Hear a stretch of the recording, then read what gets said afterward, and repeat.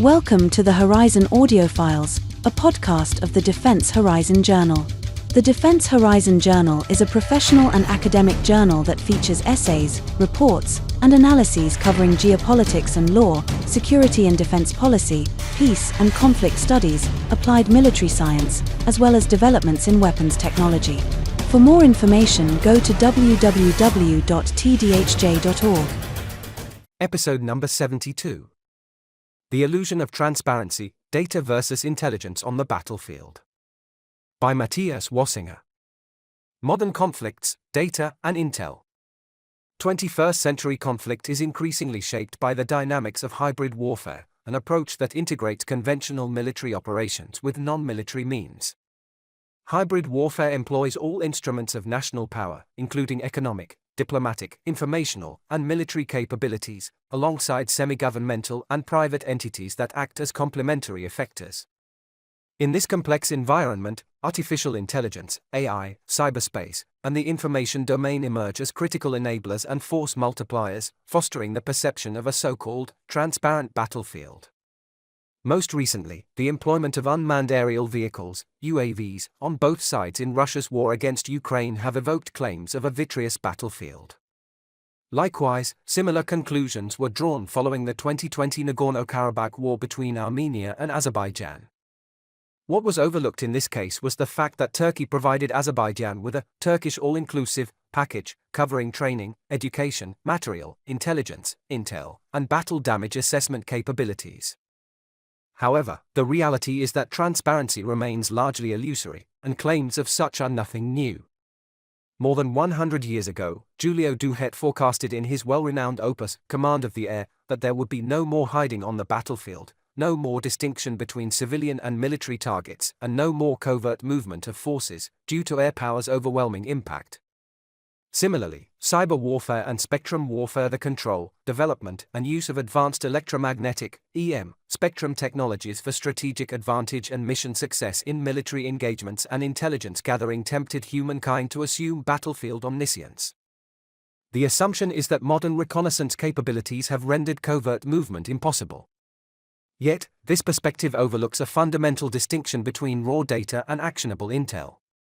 In none of these examples did a belligerent achieve decision-making superiority due to enhanced data collection, which is, ultimately, the outcome of either quantitative and/or qualitative or innovative sensors. Raw data does not automatically bequeath automatic comprehension of an opposing force's intent. Such comprehension comes from superiority in intel production, dissemination, and exploitation, leading to superiority in decision-making that made a difference on the battlefield. Raw data is the foundation of intel, not the basis for decisive action.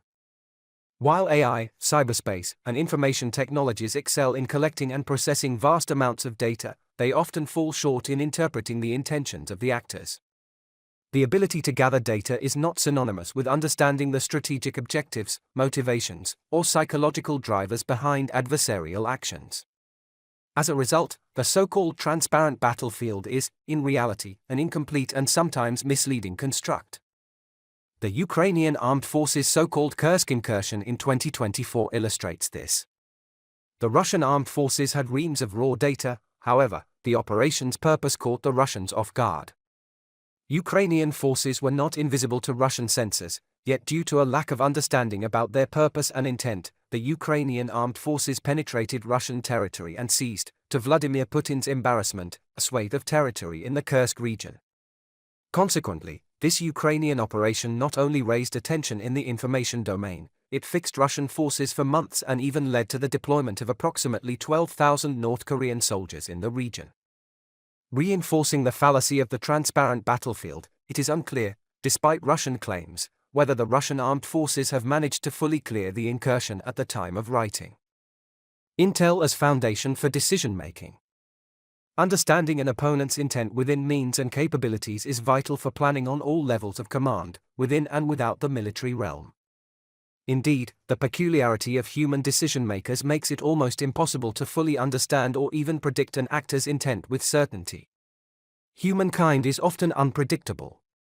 Consequently, all intel is, to a certain extent, a best guess, based on historic data, best, or worst, practices, patterns and probabilities.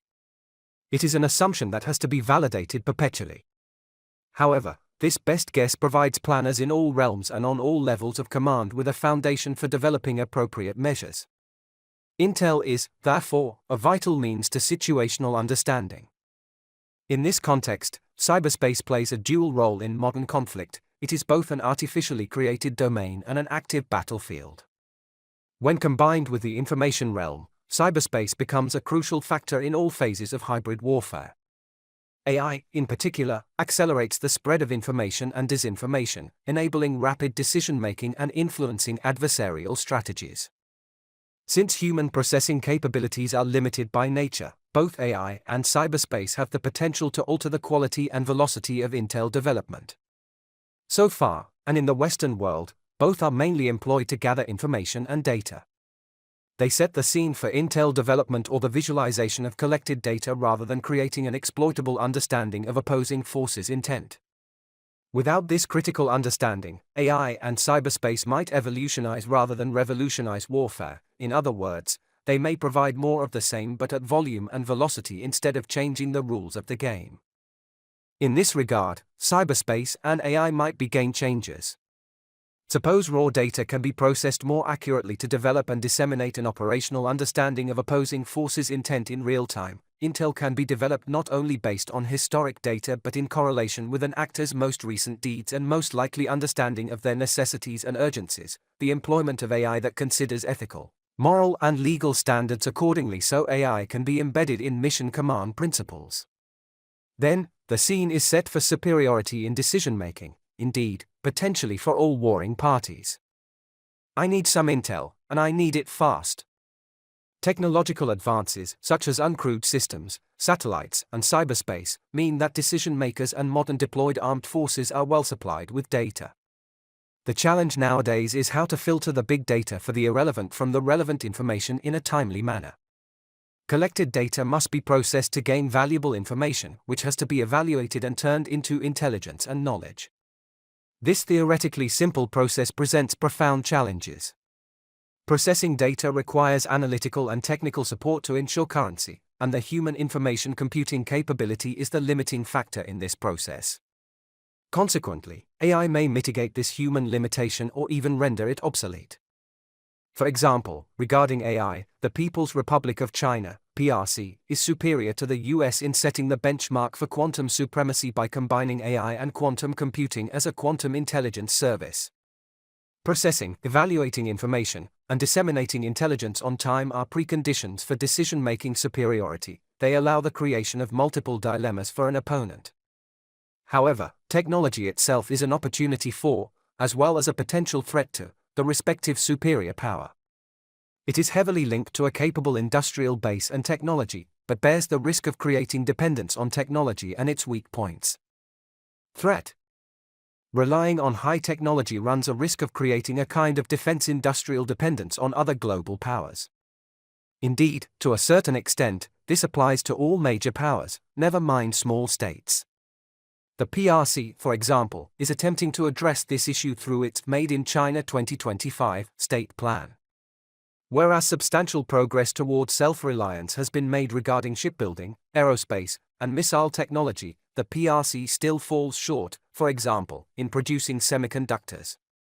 Since the latter are vital, especially regarding computing, AI and cyber operations, this is a serious shortfall in preparation for or ensuring deterrence against war. It becomes an existential threat in sustainable war.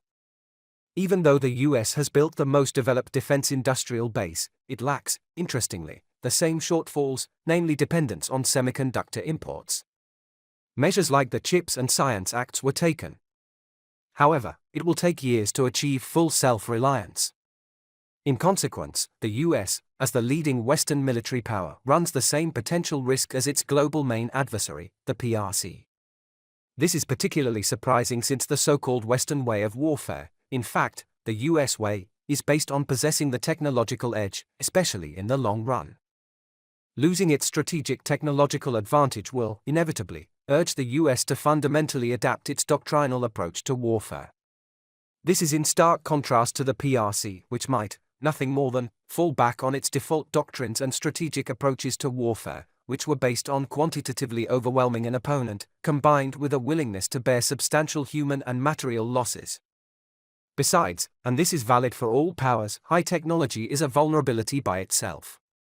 AI systems can be hacked, influenced, and even turned against their human masters. Indeed, there might be technical solutions to these issues. Nevertheless, there will remain a certain risk despite defense industry claims of game-changing AI security. Consequently, and as with many developments in military technology throughout history, AI bears risks for all belligerents. Contrary to previous developments, AI is not solely a military asset that dwells in the military domain. Private corporates are critical players in modern conflict, often connected to battlefields via cyberspace. In times when global companies' annual financial surplus exceeds the defense budgets of major European countries, one must not neglect these independent non-state actors. There are several reasons why US President Trump surrounds himself with so-called tech brothers.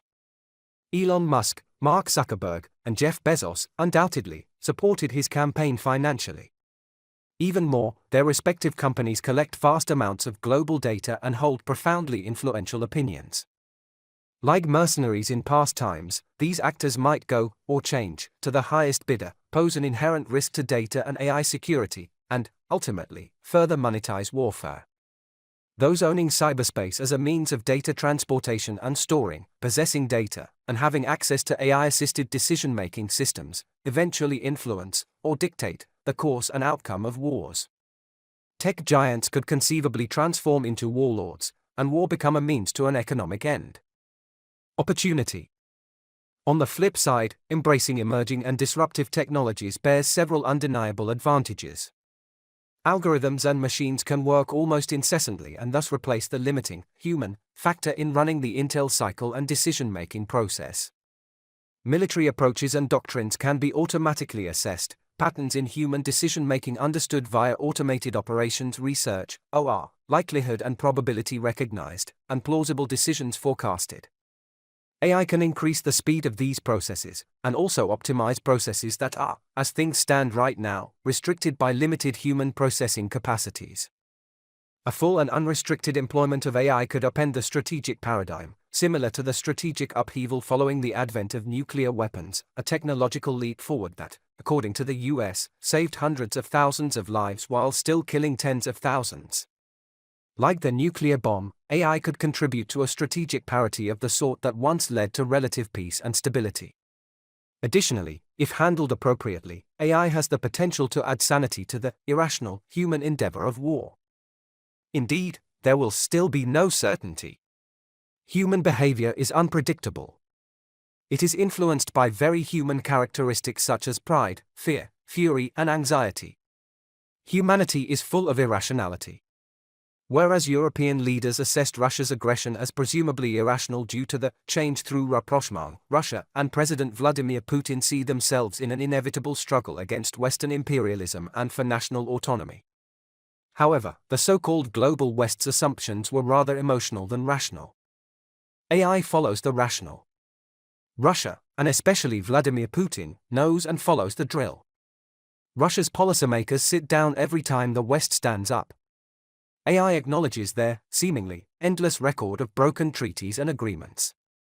AI understands Russia's misbehavior, including but not limited to, the Helsinki Accords, the UN Charter, the Intermediate Range Nuclear Forces Treaty, the Budapest Memorandum, and the Minsk Treaties. Contrary to human beings, AI understands, acknowledges and considers this proven record of broken accords. AI concludes without emotions and hope. It uses operational research, best practice, with high speed. It does so on the strategic level, where the employable means are by far broader than on the operational or tactical level. The lower the level of command, the more limited the field of options becomes. However, this influences human assessments even more than AI-facilitated decision-making. Consequently, AI has the potential to enable superiority in decision-making on all levels of command. So, if commanders and decision-makers require intel quickly, AI-supported processes will be key. Their speed, adaptability, and capacity to process vast amounts of data in real time, if harnessed systematically, may provide modern forces with a significant operational edge. However, the fundamental nature of warfare, with its uncertainty, unpredictability, and potential for disruption, demands built-in redundancies. Just as human forces can be misled or overwhelmed, technological systems can also be neutralized, compromised, or exploited by adversaries. Therefore, analog fallback options will always be necessary to ensure resilience in the face of digital failure. While timely and accurate intel is vital, once the fog of war descends, even delayed or partial intelligence is preferable to none at all. Consequently, even if AI supports decision-making, there will be an inherent need for trained and educated staff officers capable of operating if technology fails. The art of the deal. Policies for AI employment are often concern-driven rather than technologically, evolution-oriented, especially in the global West. One of the main concerns revolves around the ethical contemplation that AI lacks morality, and, therefore, might act against the so-called Western standards. Most European nations find themselves in the European Union, EU, which defines itself as a union of values. Human dignity, liberty, democracy, equality, the rule of law and adherence to human rights are enshrined in Article 2 of the Treaty of the European Union. Whereas this treaty solely binds EU member states, one may assume that most Western nations ascribe to these values, at least verbally. Nevertheless, European nations have to adhere to these values, especially in warfare. This is particularly true if one accepts that military employment is ultimately meant to project a nation's or community's values and morale. The argument circulates around the ethical considerations that AI lacks moral judgment. AI has no soul, no consciousness, and no sense of, morally, right or wrong. An algorithm follows preset rules within a defined framework. However, AI is more complex than commonly assumed. Decisions are not taken binarily. AI works with assessed probabilities. Moreover, it operates within a framework and rules that humans set. In short, the expected and acceptable outcome depends on the quality, conciseness, and clarity of the framework and the rules. Moreover, there's the question of accountability for machine failure and violations of the laws of war. Nevertheless, as superficially reasonable as it seems, the argument seems out of context. It assumes human beings take conscious, reasonable, ethically and morally correct decisions. As a matter of fact, we humans have an obnoxious record in adhering to rules, agreements and values developed by and for ourselves. Humankind defines ethics and moral, and humankind abandons, disregards and, eventually, redefines ethics and morals as it deems appropriate or, moreover, useful. Merely within the last 100 years, and without the support of AI, humankind initiated and, at times, morally justified, colonialization, slavery, human trafficking, child abuse, genocide, ethnic cleansing, 2 world wars, more than 100 wars, and the invention plus the, twice, employment of nuclear weapons. As empiricism illustrates, and with this, even tightly framed, historical human record, it appears hypocritical to neglect AI due to ethical and moral apprehensions. Additionally, there's the question of accountability. Human-made law applies to human beings. However, legal accountability in war matters because it protects lives, delivers justice, upholds international norms, and helps prevent future violence. Yet, algorithms can't be made accountable for violations of international law. From the author's point of view, what appears to be a showstopper for AI employment in warfare is another fig leaf for not employing contemporary technology. Indeed, there is accountability. Certainly, AI might decide on life or death on a human's behalf. However, so does, the end of the day, a smart bomb. No doubt, the shooter, operator, employer is to be held accountable for the caused effect. Voices in the Western world that blame the defense industry or weapon-delivering states for harm done in war are both irrational and a minority vote. Yet, there is a connection from arms production to deaths on the ground, and unlike industrialists, commanders and soldiers in the field are often legitimately held accountable for their deeds. One can contextualize this divergence in accountability through the humble landmine: minds don't care about ethics and morals. Moreover, not all countries have even signed the related Ottawa Convention. Some even left the convention. Nevertheless, both mines and mine producers are hardly legally held accountable for more than 4,500 annual casualties worldwide. The forces positioning the mines are those held liable. Moreover, even if AI makes decisions, it does so within a framework set by humans. Whether the human is in or out of the loop, there is still, at a certain point, human oversight and rule setting. AI employment does not automatically mean we will see a Terminator-style, Skynet scenario. Consequently, it remains questionable whether the probability of losing control over an algorithm is higher than suffering from ungovernable subordinates.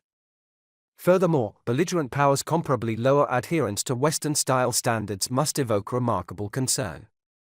The aforementioned values and concerns do not preemptively impact their thoughts or actions regarding AI.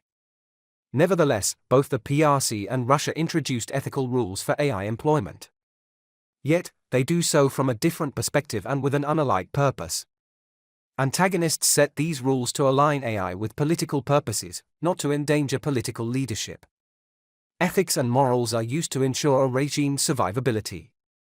So, the wording might be the same, however, it follows a different rationale. Use it or lose it. The integration of AI into warfare presents both strategic opportunities and existential risk. While adversaries like the PRC and Russia adopt AI with few, or simply different, ethical reservations, the Western community of nations faces constraints rooted in legal and moral principles, potentially leading to operational disadvantages. Despite advances in reconnaissance and AI, the notion of a fully transparent battlefield remains largely illusory. Data alone does not equate to actionable intelligence. Human intent, shaped by unpredictable behavior, still eludes even the most advanced systems. Yet from today's vantage point, the battlefield increasingly appears transparent. This perception, however, is expected to be challenged as technology evolves. Intel, not raw data, remains the foundation for decision-making, underscoring the continuing importance of human interpretation. AI can accelerate data processing, but it must be framed within human-made ethical and accountability boundaries. Furthermore, reliance on high-tech systems introduces vulnerabilities. They can fail, be compromised, or exploited. Therefore, analog fallback options remain vital to maintain operational resilience. As AI reshapes command and control, its success will depend on how well humans define its rules and integrate it into established military doctrines. Ultimately, AI may offer an edge, but only when balanced with enduring principles of human oversight, ethical governance, and redundancy in system design. The author, Matthias Wassinger, is a colonel, GS, in the Austrian Armed Forces. He holds a Magister in Military Leadership, Versan Military Academy, a master's degree in Operational Studies, U.S. Army Command and General Staff College, and a PhD in Interdisciplinary Studies, University of Vienna.